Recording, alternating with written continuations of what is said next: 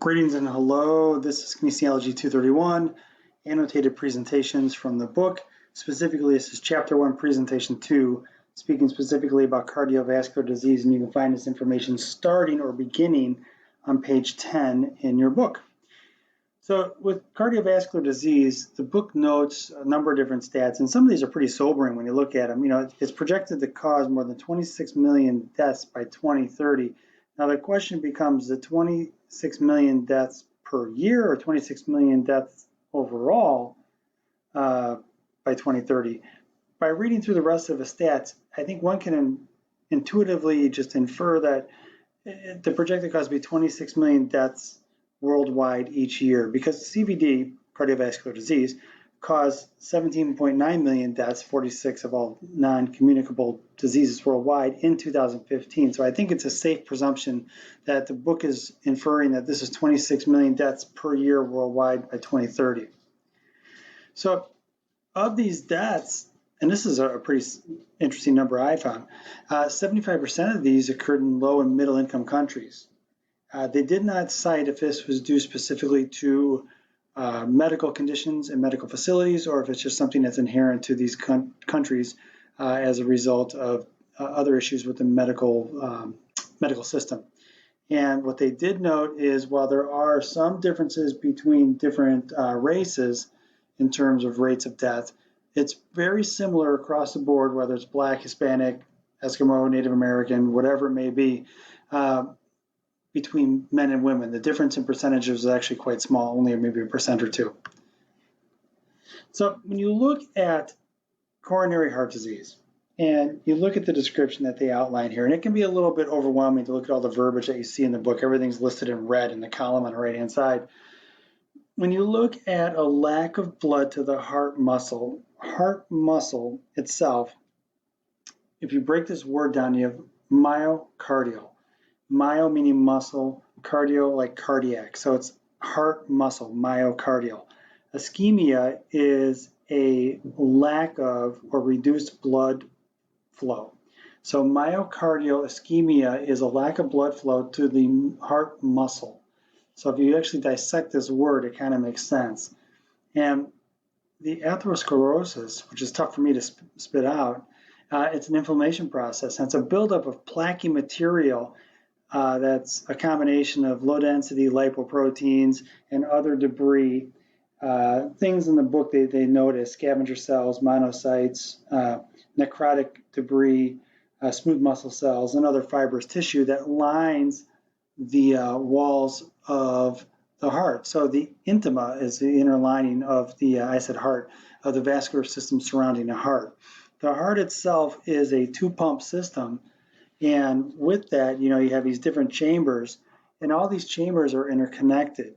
So the upper and lower, meaning the atria and the ventricle, are connected via a valve system, and the heart itself is this pretty cool machine. It's the pump in the whole circulatory system of the body, and it needs its own blood supply.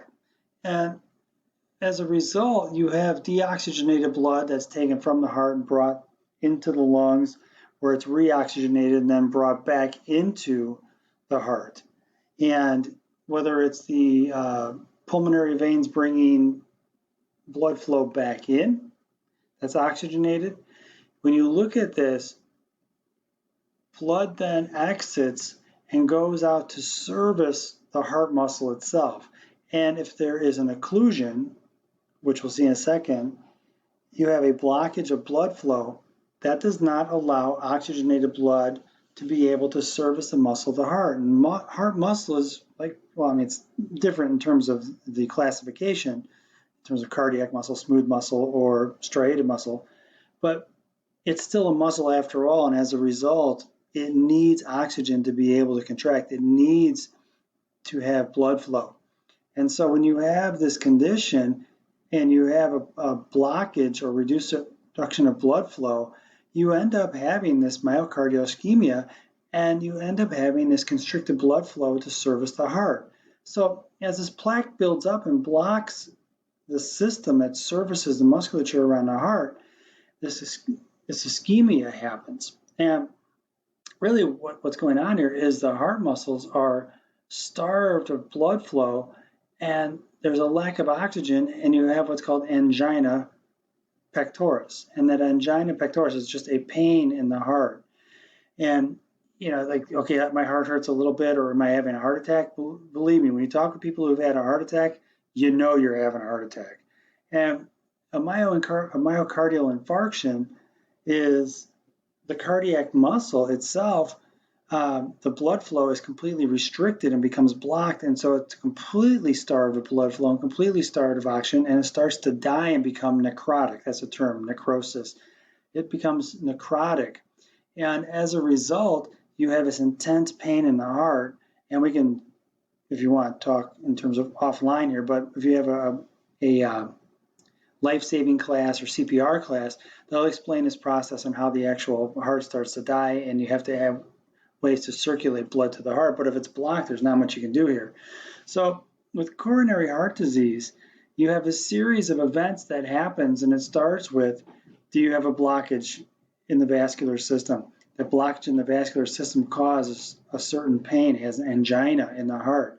So once you have a little bit of angina in the heart and it becomes completely occluded or blocked, you now have a blockage event, which is ischemic or an ischemia, and that causes a severe pain, angina pectoris, and you have a heart attack from a complete blockage where you have part of the heart is literally dying from the ischemic vascular system, and it blocks blood flow to the heart. So it's kind of a series of events, and many times this can be prevented long in advance.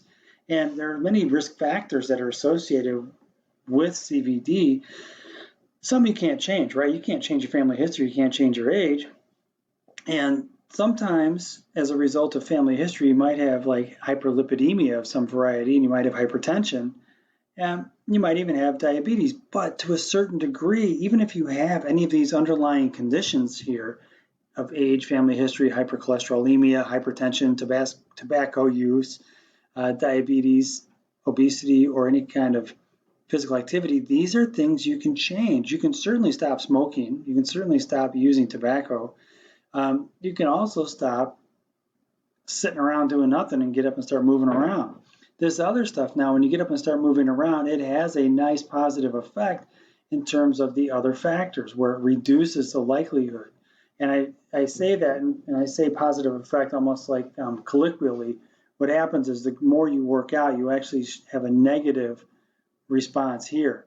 So the actual risk factor that you have associated with diabetes or obesity drops because you're more fit. But just realize there's nothing but positive results when you work out, and I can't stress that enough. When you look at tobacco use in general, it's not just smoking, it's chewing tobacco, it's also cigars as well.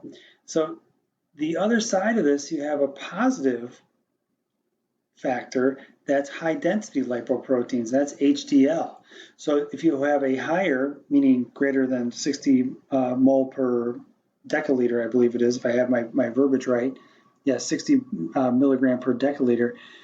If you have a higher HDL, that actually reduces your likelihood of having CVD.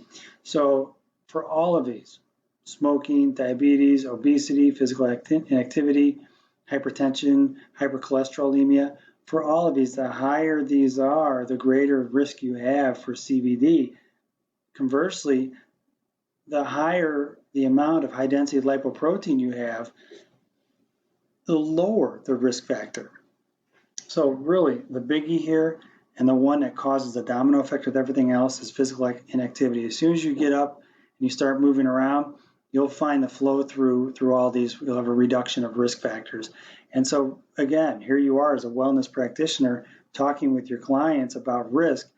They've made the first step, and good for them for doing so, for getting off the couch and starting to move, because that'll be the first step for them, minimizing these, maximizing this, and reducing their risk factors. Good for them.